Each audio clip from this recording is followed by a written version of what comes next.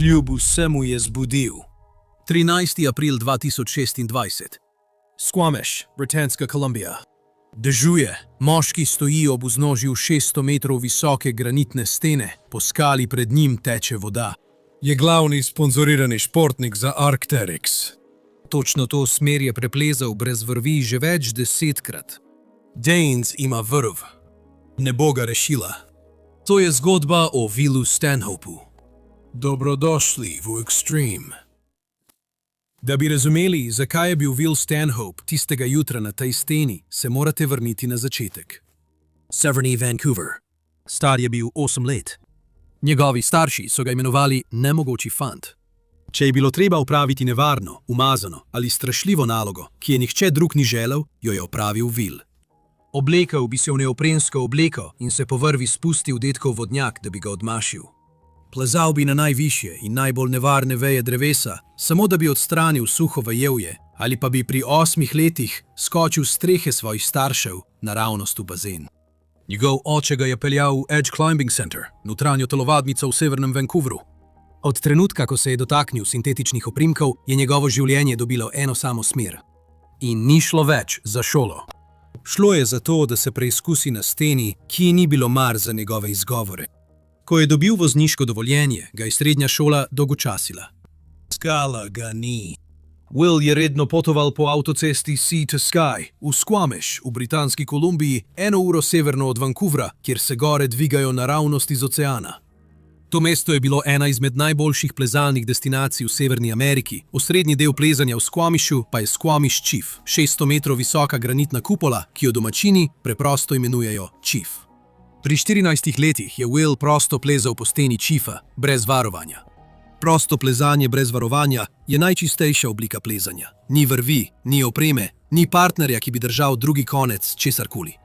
Edina stvar med plezalcem brez varovanja in tlemi je kakovost njegovega gibanja po skali. Če se jim stopalo premakne za pol palca v napačno smer ali če roka ne ustvari dovolj trenja, je lahko to konec. In Will je vse to razumel pri 14 letih. Plezal je solo zgodaj zjutraj v hladnem zraku, ko je bila skala suha in njegov jasen. Že takrat je imel sistem in leta je ta sistem deloval. Skozi leta je Will začel početi stvari na skali, ki si jih večina plezalcev sploh ne more predstavljati. Leta 2007, pri komaj 21 letih, je Will doživel svoj pravi prebojni trenutek. Osredotočil se je na brutalno smer, imenovano Prowl, v Squamishu, na skalno steno, kjer se je vse začelo. Ta smer je vključevala odseke, ki so bili tako strmi in tako strašljivo gladki, da je moral svojo celotno telesno težo držati na robovih skale, ki niso bili širši od radirke na svinčniku, več 100 metrov visoko v zraku. Will je načrtoval, da bo opravil prvi prosti vzpon na tej smeri. To pomeni, da za napredovanje uporabljaš samo moč telesa, vrvi in opremo pa uporabljaš le za zaustavitev morebitnega padca. Uspelo mu je in ta vzpon je opozoril celotno plezalno skupnost Severne Amerike. Fant iz telovadnice je zdaj igral v prvi ligi. V istem letu je Will sam preplezal vodoravno razpoko v Yosemitih, imenovano Separate Reality, ki štrli iz stene kot spodnja stran stropa. Govorim o 12 metrih previsne skale pod njim, pa stotine metrov praznine. Brez vrvi, brez opreme, samo njegove roke, zataknjene v razpoko nad glavo, noge, ki pritiskajo ob skalo pod njim in premikanje iz roke v roko čez strop pečine. Če bi padel, ga dobesedno nič ne bi ustavilo, da ne bi treščil tla. Ni padel. Drugi plezalci, ki so ga tistega jutra opazovali, so bili dobesedno osupli in brez besed. Tega rekorda v prostem solo plezanju skoraj nihče ni ponovil. V naslednjem desetletju se je Will iz tihega lokalnega fanta iz Vancouvra preobrazil v plezalno superzvezdo. In ena stvar, ki ga je naredila posebnega, ni bila le višina, ki jo je dosegel, ampak način, kako je plezal. Večina sodobnih plezalcev pleza po stenah, v katere so drugi ljudje že vnaprej izvrtali debele jeklene svedrovce. Če padeš, se samo pripneš na svedrovec in te ujame. Tradicionalni plezalci, kot je Will, tega niso počeli. Will je med plezanjem po strmih, zastrašujočih stenah na svojem pasu nosil lastne kovinske zagozde in metulje. Moral je poiskati naravne razpoke v skali, vanje ročno zatakniti svojo kovinsko opremo in nanjo pripeti vrv. Če bi mu spodrsnilo, je lahko samo upal, da kovina, ki jo je pred nekaj sekundami zataknil v skalo, ne bo iztrgana. Bil je tudi znan po svoji brutalni predanosti plezanju po razpokah. To je slog, kjer plezalci dobesedno zatikajo prste, pesti in stopala v ostre granitne razpoke ter jih zvijajo, dokler se ne zagozdijo. Morda mislite, da je to nerazumno boleče. Will je to preprosto sprejel kot ceno, ki jo plačaš za plezanje po skalah. Enkrat se je Will tako močno priganjal pri plezanju, da je potem za 2 meseca popolnoma izgubil občutek v prstu na nogi. In kaj je naredil potem? Preprosto je napisal esej o tem in nadaljeval s plezanjem. Willova preprosta filozofija o tveganju in slogu plezanja se ni ustavila v Vancouveru. Odnesel jo je v nekatera najbolj neizprosna okolja na Zemlji. Leta 2010 je splezal na južno steno Half Doma v Yosemitih skupaj z Alexom Honnoldom, po mojem mnenju najbolj slavnim in zagotovo najbolj neustrašnim plezalcem na svetu. Tudi Alex je priznal, da ga je smer, ki sta jo izbrala skupaj, spravila v živčnost. Mesta za varovanje so bila tako daleč narazen, da bi bil padec na najtežjem delu skoraj zagotovo usoden, tudi če bi imel vrv. Poskusila sta enkrat, se umaknila, se vrnila in jo dokončala. Kljub temu, da je bil eden najbolj elitnih sponzoriranih športnikov na svetu, je bil njegov dom na poti vijoličen družinski kombi. S tistim zdelanim kombijem je prevozil Severno Ameriko, od puščav ameriškega zahoda do ledenih vrhov Kanade, skoraj ves čas živel zunaj. Za Willa je bilo plezanje edina različica samega sebe, ki ji je kdaj popolnoma zaupal. Alex Honnold ga je nekoč imenoval plezalčev plezalec. Tip človeka, ki je želel samo sedeti ob taborniškem ognju in deliti velike pustolovščine. Ne slava, ne sponzori, samo skala. A vzpon, ki je zaznamoval kariero Willa Stanhopa, se je začel leta 2011 in ni bil končan do leta 2015. Dogažal se je v gorski verigi v Britanski Kolumbiji na 600 metrov visokem stolpu iz granita, imenovanem Snežni špičak. Ta kraj je bil tako odmaknjen, da ga večina plezalcev nikoli ne vidi drugače kot na fotografijah. Da prideš tja, je potreben polet s helikopterjem v dolino, obdano z ledeniki, na nadmorski višini, kjer je zrak redek in nevihte prihajajo brez opozorila. Ni cest, ni poti, ni izhoda, razen poti, po kateri si prišel. Na vzhodni steni tega stolpa je Will določil smer, ki so si jo drugi plezalci ogledali in se nato obrnili stran. Vključevala je 13 celih raztežajev plezanja na težavnostni stopnji, kjer se tudi najboljši plezalci na svetu borijo in pogosto spodletijo. Smer je tako zahtevna, da so že najmanjše razlike med posameznimi oprimki tiste, ki odločajo med mogočim in nemogočim. Will je skupaj s svojim partnerjem Mattom Segalom več kot 100 dni preučeval to smer v 4 letih. In 14. avgusta 2015 sta končno opravila svoj zadnji poskus. Med vzponom so bili deli tako ozki, da je moral Will dobesedno potisniti prste v izredno tanke, ledeno mrzle razpoke in zviti sklepe, dokler se niso zaskočili, samo da se je lahko povlekel navzgor. To je počel na 1000 metrov visoko. In uspelo jim je. Končno jim je uspelo. To ostaja ena najtežjih skalnih smeri v kanadski zgodovini. Če sem iskren, bi celo rekel v zgodovini plezanja Severne Amerike. Will sam je rekel, da če bi bila na gori le ena opora manj, bi bila smer za vedno nemogoča. Svojo smer so poimenovali spominska smer Toma Egana, po priljubljenem kanadskem plezalcu, ki je umrl mlad. Nihče je v naslednjih letih ni ponovil in nihče je nikoli ne bo, saj je leta 2022 skalni podor trajno uničil ključen del smeri. Smer, ki jo je osvojil Will, dobesedno ne obstaja več na svetu. Dosežek ostaja. Na tej točki je bilo preprosto nemogoče prezreti Willa. Največja imena v industriji opreme za aktivnosti na prostem so potrkala na vrata. Postal je glavni sponzorirani športnik za Arc'teryx. To je v plezalnem svetu enako, kot če bi te podpisala Nike ali Adidas. Podpirala sta ga tudi DMM, legendarna blagovna znamka opreme iz Walesa, in Maxim Ropes. Will se tam ni ustavil. Sam je postal pripovedovalec zgodb, pisal je za glavne plezalne revije in nastopal v Reel Rocku, najprestižnejši filmski turneji v tem športu. Pojavil se je v National Geographicu. Will Stanhope je bil predstavljen zunanjemu svetu kot obraz drznega, pustolovskega kanadskega duha. Kot nekdo, s katerim bi si želel sedeti ob taborniškem ognju. In morda je bil v nekem delu res takšen. Toda za dosežki, lastnostmi in sponzorji je imel Will težavo. Poglej, plezanje je nevaren šport, Will je to zagotovo vedel. Toda vedeti za nevarnost in preživeti izgube sta dve popolnoma različni stvari. Leta 2017 si je Willov tesni prijatelj Hayden Kennedy vzel življenje. Kennedy je bil eden najboljših mladih alpinistov v Severni Ameriki, star 27 let in pravkar je preživel plaz na odročni gori v Montani, ki je vzel življenje njegovi plezalni partnerki Ingi Perkins. Ni mogel živeti s travmo zaradi dogodka in se je odločil, da si vzame življenje. Naslednje leto, 2018, je Marc-André Leclerc umrl v plazu na Aljaski. Leclerc je bil tih, izjemno nadarjen kanadski plezalec, ki se je po gorah gibal kot nihče drug na svetu. Potem je v gorah Nepala umrl še en tesen prijatelj, Michael Gardner. To so trije ljudje, s katerimi je Will vozil, taboril in plezal. Trije ljudje, ki so natančno razumeli življenje, ki ga je živel Will, ker so ga živeli tudi sami, zdaj pa jih ni več. Matt Siegel, njegov partner na smeri Tom Egan, je tisto, kar je sledilo, opisal z bolečo preprostostjo. Z vsako izgubo prijatelja je to na Willa pustilo res velik pečat, kar se je pokazalo v obliki zasvojenosti. Will je začel močno piti. Njegovi starši so kasneje potrdili, da je bil več kot enkrat na zdravljenju za odvajanje. Njegova sestra je javno pisala o resnih težavah z duševnim zdravjem, s katerimi se je soočal.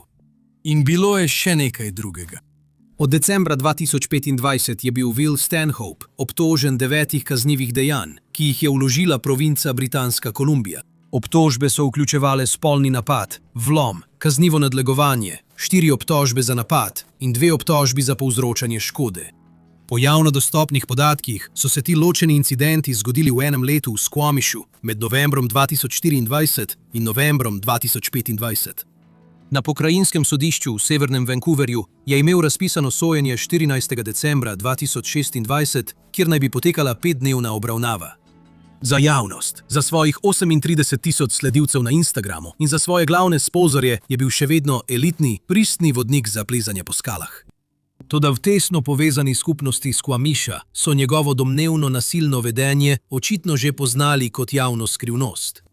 In za kanadski pravosodni sistem je bil moški, ki se je soočal z obtožbami, ki bi mu lahko trajno odvzele svobodo in končale kariero. Njegova celotna resničnost se je podirala. Obroč se je stiskal. In tako, ko se je soočal z življenjem, ki ga ni mogel več nadzorovati, je Will storil tisto, kar je počel že od svojega 8. leta. Zato se je vrnil na skalo. Kar nas pripelje do jutra, četrtka, 13. aprila 2026.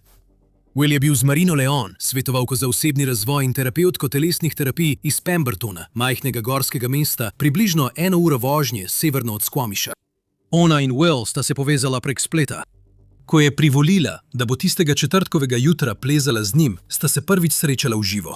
Prvotni načrt je bil, da se odpeljeta do zavetnega plezališča Circus v soteski Chicamas. Zdaj morate vedeti eno stvar o plezanju na prostem. Mokra skala je nevarna skala. Ko se granit zmoči, trenje, ki drži vaša stopala na steni, izgine. Večina izkušenih plezalcev se določenih vrst skal v dežju sploh ne dotakne.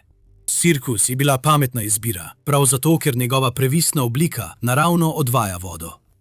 Dež tam ne bi bil dejavnik. Toda tistega jutra je Will poklical in spremenil načrt. Mislil je, da bo ostala Most Chief, 600 metrov visoka stena v bližini, ostala suha in je želel raje plezati tam. Marina se je pripeljala iz Pembertona in opazovala, kako se v vseh smerih zbirajo temni oblaki. Ko je pripeljala na parkirišče, je povedala Willu, da ji ni prijetno. Pogledal je v nebo in rekel, imaš prav, morda sem naju tukaj malo zavajal. Nihče od njiju ni imel čelade. Marina je svojo pustila doma, saj je pričakovala previsno športno steno, kjer čelade niso potrebne. Na steni, kot je Chief, kjer se skala nad tabo dviga več tisoč metrov in je možnost padajočega kamenja vedno prisotna, so čelade standard. Tudi Will je ni imel, kljub temu sta se odločila plezati. Začela sta po enostavni razpoki blizu vznožja stene. Pri plezanju so razpoke v skali več kot le značilnosti, so poti. Na granitni steni, kot je čif, kjer je površina pogosto preveč gladka, da bi se ji lahko oprijel, plezalci sledijo razpokam navzgor, v razpoko zatikajo prste in roke ter jih zvijajo, da ustvarijo trenje, s katerim držijo svojo telesno težo med premikanjem. To je boleče, tehnično in na Willovi ravni popolnoma samoumevno. Smer je potekala brez zapletov. Potem se je pršenje vrnilo. Stali so v vznožju stene in se pogovarjali o svojih možnostih. V bližini je bil nižji sektor, imenovan Dimni klifi, kjer je bil teren bolj prizanesljiv in Will je poznal vsak njegov kotiček. Namesto tega sta šla naprej ob vznožju velike stene in se ustavila na začetku dvopotezne smeri, imenovane Rutabaga. Will Stanhope je splezal po Rutabagi brez vrvi, večkrat kot bi lahko preštel. Zanj, ko je stal na vznožju v deževnem četrtkovem jutru, to ni bil izziv. Bil je to znan dan na znanem kamnu. Marina pa je pogledala v nebo in v steno. Skala je bila na nekaterih mestih mokra. Nihče od njiju ni imel čelade, a ni rekla ničesar. Navsezadnje je bil on profesionalec. Privezala sta se in začela plezati. Marina je vodila prvi raztežaj. Voditi raztežaj pomeni, da si ti tisti, ki prvi plezaš navzgor in sproti nameščaš svojo opremo v skalo, medtem ko ti partner spodaj podaja vrv. Če padeš mimo zadnjega kosa opreme, preden te vrv ustavi. Prvi raztežaj Rutabage je ocenjen s 5.10b. Za primerjavo, rekreativni plezalci v telovadnici običajno potrebujejo več mesecev treninga, da pridajo do stopnje 5.10. Za Marino je bil to resničen izziv. Plezala je previdno v občasnem pršenju in se na vrhu pritrdila. Za Willa je bila običajno 5.10b, enaka kot ogrevalni tek, vendar to ni bil običajen dan. Will je zaklical od spodaj, predlagal je, naj se vrne nazaj dol. Skala je postajala vse bolj mokra. Pametno bi bilo, da se spusti po vrvi in zaključi za danes. Marina se je ozrla okoli svojega sidrišča.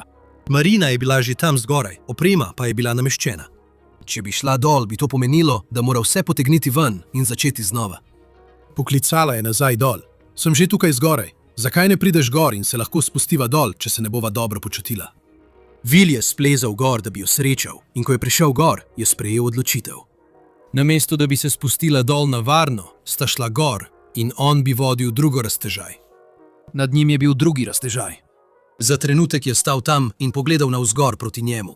Dež je zdaj enakomerno in neprestano rosil, vendar to Willa ni motilo, ker drugi raztežaj Rutabage poteka po zaedi. To je naravni kot v granitu, kjer se dve ploskvi skale stikata pod kotom, kot notranji kot sobe, obrnjene na bok. Ta kot ustvari neprekinjeno razpoko, ki poteka naravnost navzgor po steni. V suhih razmerah je čista in zanesljiva. In kar je ključno, geometrija kota odvaja vodo, zato je bila razpoka sama suha, tudi ko je bila okoliška skala spolzka.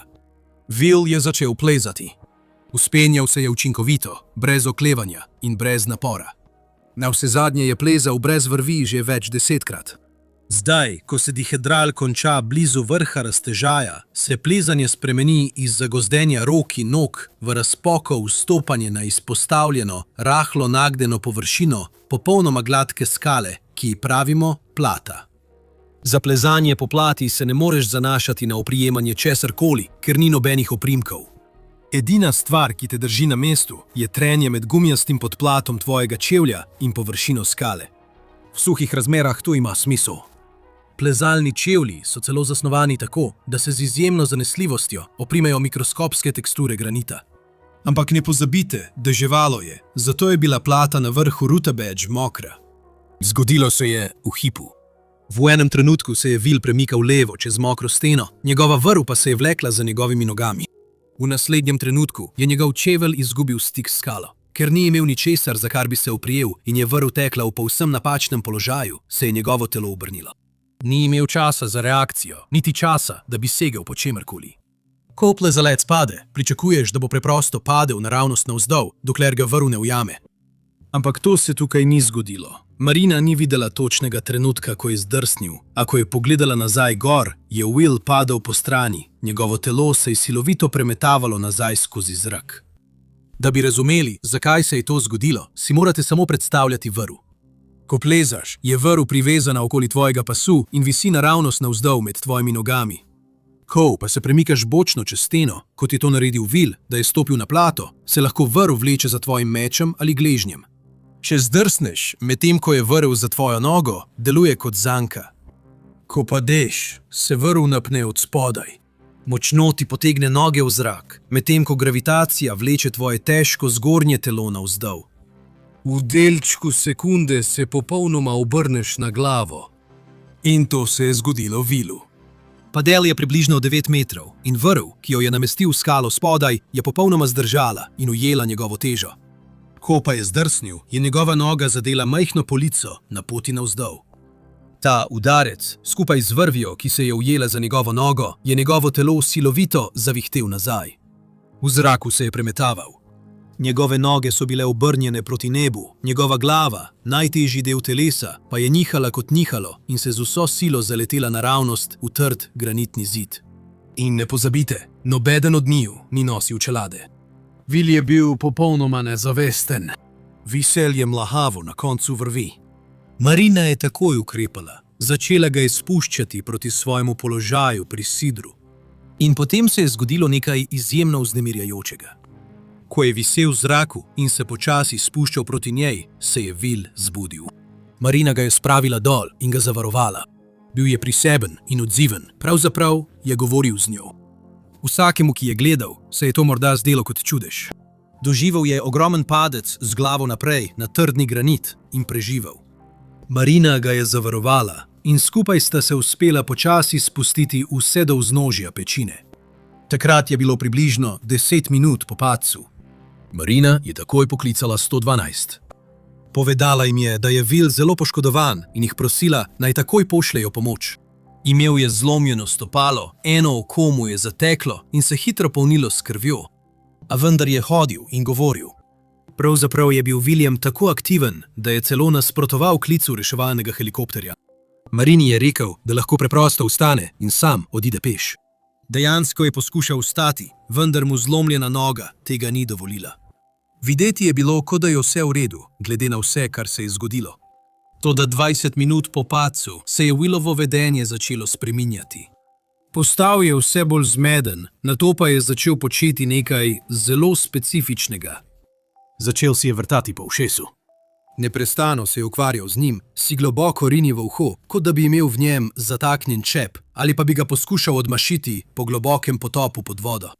Marina, ki je imela nekaj medicinskega znanja, je opazila to nenavadno vedenje. Stegnila je roko in mu previdno otipala lobanjo in takrat ji je zaledenela kri v žilah. Hitro opozorilo, vsak mesec naredim en video samo za Patreon. Opozorila so bila prisotna. Nikjer drugje tega ne boste videli. Če vas to zanima, so povezave v opisu. Ko je Marina dotaknila njegove glave, je začutila močno vnetno linijo, ki je potekala naravnost od sprednjega dela njegovega korteksa do zadaj. Tako je vedela, da Will doživlja lucidni interval. Glej, ko človek prejme močan udarec s topo silo v stran glave, brez čelade, se lobanja pogosto zlomi. Tik pod lobanjo leži arterija, imenovana srednja možganska ovojnica. Če kostni delci zaradi zloma povzročijo raztrganje te arterije, začne arterijska kri takoj črpati v tisto majhno režo med lobanjo in možgani. In kar je pri tem diabolično, je to, da žrtev tega sploh ne bi opazila, saj začetni pretres začasno onesvesti žrtev. Možgani se v bistvu ponovno zaženejo nekaj minut kasneje. Žrtev se zbudi, govori, deluje popolnoma normalno. To je lucidni interval. Toda znotraj tiktaka biološka ura. Človeška lobanja je zaprta, toga škatla, ne more se razširiti. Ko kri priteka iz pretrgane arterije, nastane velik krvni izliv. Ker nima kam drugam, ta krvni izliv začne potiskati možgansko tkivo navzven. Eden prvih fizičnih simptomov tega izjemno močnega, uničujočega pritiska v lobanji je občutek polnosti za bobničem. Will ni praskal po ušesu, ker bi bilo zamašeno. V ušesu je praskal, ker so mu možgane stiskali do smrti od znotraj navzven. 50 minut po padcu so reševalne ekipe prispele peš. Do takrat je Willovo otekanje možganov postalo smrtno nevarno. Še vedno je govoril, vendar so mu možgani odpovedovali. Pogledal je Marino, žensko, ki mu je pravkar rešila življenje, in se ni mogel spomniti njenega imena. Pritisk mu je sproti brisal spomin. Sledila je mučna zamuda. Prvi reševalci so sprva načrtovali, da bodo Willa odnesli na nosilih po strmi skalnati poti, vendar so, ko so se njegovi življenjski znaki začeli slabšati, ugotovili, da pohoda ne bo preživel. Spremenili so načrt in poklicali helikopter. Trajalo je 3 ure od trenutka padca, da je helikopter prispel, pa še takrat ga niso odpeljali naravnost v bolnišnico. Odložili so ga na parkirišču, kjer so ga nato prenesli v reševalno vozilo. 4 ure je Will Stanhope sedel na tleh, počasi izgubljal razum, ujet v zlomljeni lobanji, medtem ko se je pritisk stopnjeval in stopnjeval. Ko je končno prispel v bolnišnico in so mu opravili nujno operacijo, pri kateri so odstranili del lobanje in zmanjšali oteklino, je škoda že nastala in bila je katastrofalna. Nekaj dni je bil videti stabilen.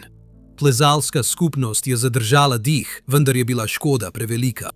Njegovo stanje se je samo še slabšalo. In 23. aprila 2026, 10 dni po padcu, je Will Stanhope umrl. Star je bil 39 let. Če sem iskren, nisem povsem prepričan, kaj naj si mislimo o Willu Stanhopeu. To je človek, ki je 30 let v plezanju ustvarjal nekaj izjemnega in žaloval za svojimi prijatelji na edini način, ki ga je poznal. Tako, da je plezal višje, se še bolj gnal in ostajal na steni dlje kot kdorkoli drug. Ki je bil po mnenju vseh, ki so ga najbolje poznali, resnično nadarjen. Toda, to je bil tudi nekdo, ki se je soočal z resnimi obtožbami, dovolj resnimi, da bi ga upravičeno stale svobode in kariere. Obtožbe, ki zdaj nikoli ne bodo preizkušene na sodišču in bodo za seboj pustile ljudi, ki morda nikoli ne bodo dobili odgovorov, ki si jih zaslužijo. Pravici ni bilo zadoščeno, ker je Will Stanhope umrl 7 mesecev pred svojo obravnavo. Toda ta naslednja legenda je bila spoznana za krivega v realnem času strani besne množice šerp, oboroženih z lednimi cepini.